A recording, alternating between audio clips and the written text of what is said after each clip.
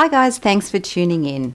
In this class, we're going to learn all about paints, so the special face paints that we use. So there's a few brands out there. There's Tag, there's Chameleon, there's Wolf FX, there's Global Colours, there's Cryoline, there's so many different brands that you can get, and they're all mainly targeted for face painting and body painting. All of the face paints are basically activated by water. So when you buy a paint, they'll normally come in a container like this. This is just a Tag regular light green. And when you get them, they're nicely compacted like that.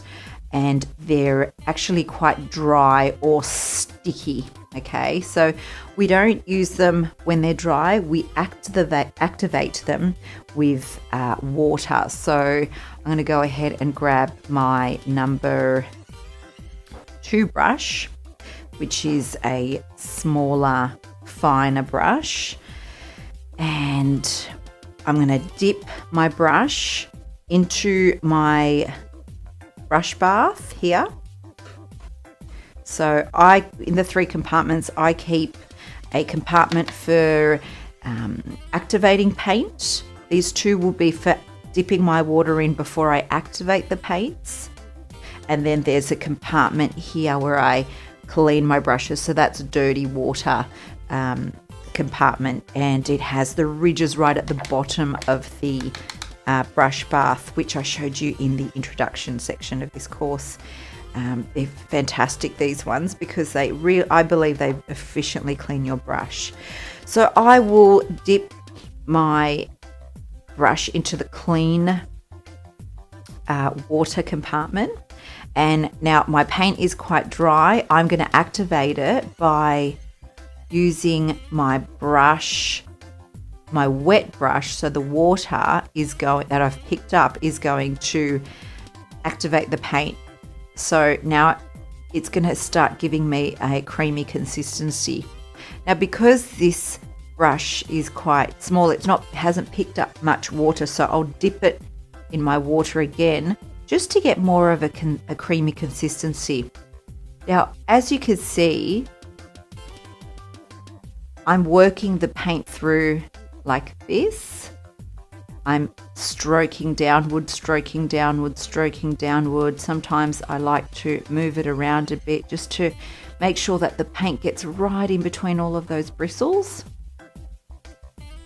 And once I feel that I've picked up enough paint, so you need like a creamy consistency. As you can see there, it's not too thin. It doesn't drip from your paintbrush. It stays there. It's nice and creamy. That paints are not dripping anywhere from the brush. So that's a good indicator that you've got the right consistency on your brush. Okay, so we're ready to use this now. So we can use this for doing some teardrops. One thing that we will learn is teardrops in this course. They're very important to learn. You can create all sorts of amazing designs just by using teardrops, and it's a great way to add just a nice artistic flow to your designs. So that's how we activate the paint. So I'm ready to paint with this. And so on the job, if you're switching between colours, some artists like to have a brush per colour. I love to just clean the brush because I've got the ridges at the bottom of that brush bath. It's quite easy for me to just rinse, get my hand towel that's hanging off my kit, wipe it dry, so then I put it back onto my brush bath to start a new colour.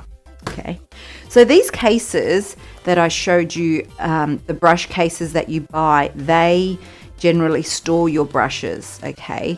But when I'm on the job, I like to keep all of my brushes in my brush bath on the handles there, on these holes. It's really, really handy.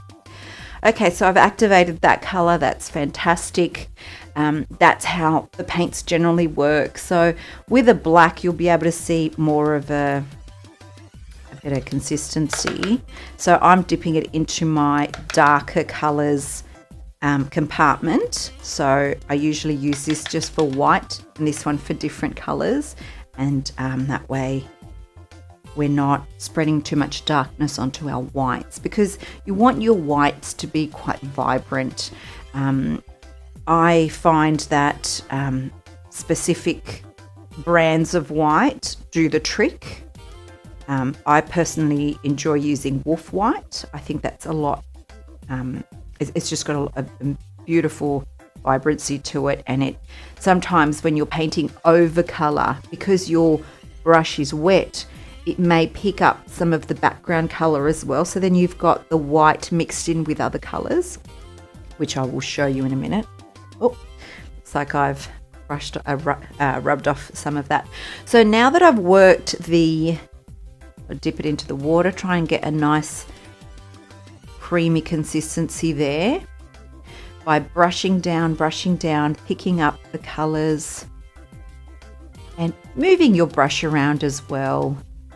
There's no right or wrong as long as you work it, but as long as you don't really rub it in, and because you disturb the bristles in the brush, you don't want your brushes to become all sort of disjointed and having all the bristles sort of crossways. You like to keep it nice and neat there. So there's no drippage there, and I'm ready to start painting. So if I just continue copying that away, then I can just continue painting with my brush. So I'm just going over this color. I'll give you an example of how the white sometimes comes over color, which can be sometimes a problem, obviously, when you want your whites to really vibrate. So I'm going to pick up some white here. Now this is Wolf White. I like to load it up quite nicely and creamy there. You can see that. Now when I bring my brush up from the paint, I do like to give it a twist just to give it a nice fine edge. So I'll start along here and go over the green. So because I'm painting over the green, you might notice that I'm actually picking up some of the green color. So sometimes that happens. Wolf White is the best paint that I know of that doesn't do that as much as others. I'm not favoring other brands to other brands. There's just a certain consistency that you get with some that favor you with all different types of things that you want to achieve. Say with the tag white, sometimes you do want to pick up the color below, because sometimes you want to create an effect where you're picking up a background color. So if I grab my sponge here,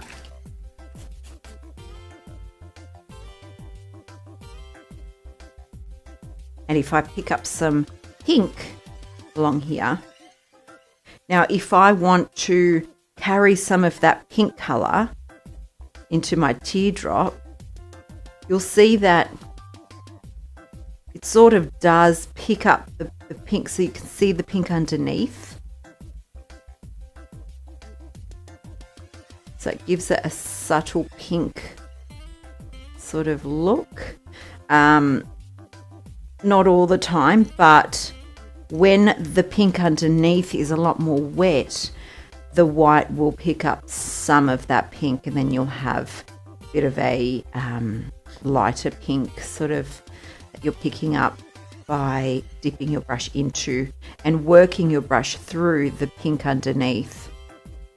So it's good to just play around with that. So here we have a pink background and a white edge, but the white's actually picked some of that pink underneath, which gives it a gradiated sort of look in the middle there. So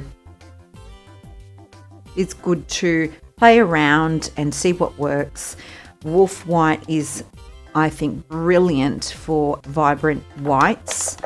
But there are many brands out there, and I do encourage you to get out there and just test them. Just get some samples or smaller tubs of each one and test them and see which ones work for you and which ones you love the consistency of.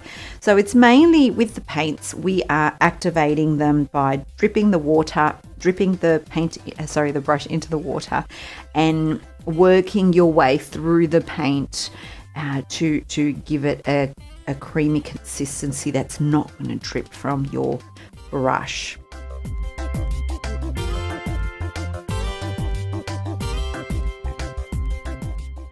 Thanks for watching. If you got something out of this, make sure that you give it a thumbs up and don't forget to subscribe. If you have any face painting related questions or you need something that you need clarified, make sure you comment down below and I'll do my absolute best to share my knowledge with you in the next video.